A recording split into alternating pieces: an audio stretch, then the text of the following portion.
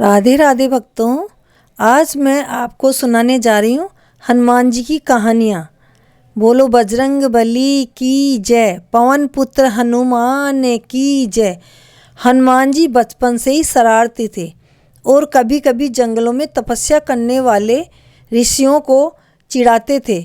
उनकी हरकतों को असहनीय पाकर, लेकिन यह महसूस करते हुए कि हनुमान एक बच्चे थे, ऋषियों ने उन्हें एक हल्का श्राप दिया, जिसके कारण वे अपनी क्षमता शक्तियों को याद नहीं रख पा रहे थे, जब तक कि कोई अन्य व्यक्ति उन्हें याद न दिलाए। किष्किंधा कांड में, सुंदरकांड में सांप पर प्रकाश डाला गया। जब जामवंत ने हनुमान जी को उनकी शक्तियों की याद दिलाई और उन्हें सीता को खोजने के लिए प्रोत्साहित किया। दूसरी कथा के अनुसार भगवान हनुमान जी और भगवान भीम दोनों भाई थे। हनुमान जी को भीम का भाई भी माना जाता है, क्योंकि उसके एक ही पिता वायु थे। पांडवों के वनवास के दौरान हनुमान अपने अहंकार को वश में करने के लिए भीम को कमजोर और वृद्ध बंदर के रूप में प्रकट होते हैं। हनुमान अपनी पूंछ के साथ भीम के रास्ते को अवरुद्ध करते हैं। अपनी पहचान से अनजान भीम ने उसे रास्ते से हट जाने के लिए कहा। हनुमान मान कर देते हैं। फिर भीम पूंछ को खुद हिलाने की कोशिश करता है, लेकिन वह अपनी बड़ी ताकत के बावजूद असमर्थ होता है, यह महसूस करते हुए कि वह कोई साधारण बंदर नहीं है।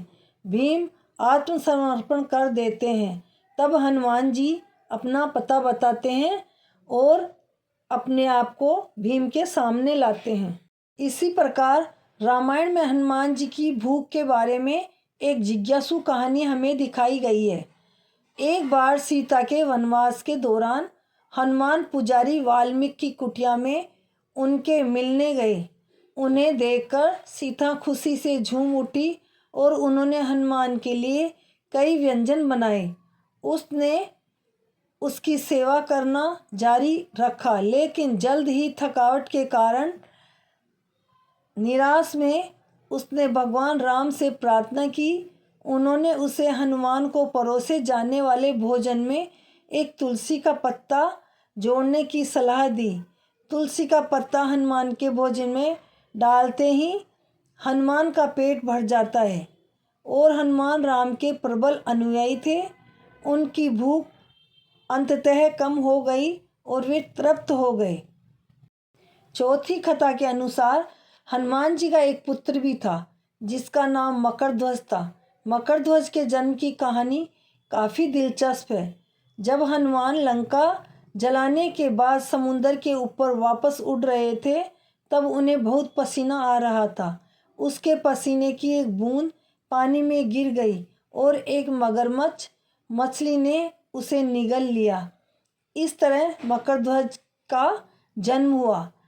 इसीलिए इसको मछली के पेट से निकलने के कारण उसका नाम मकरध्वज पड़ा।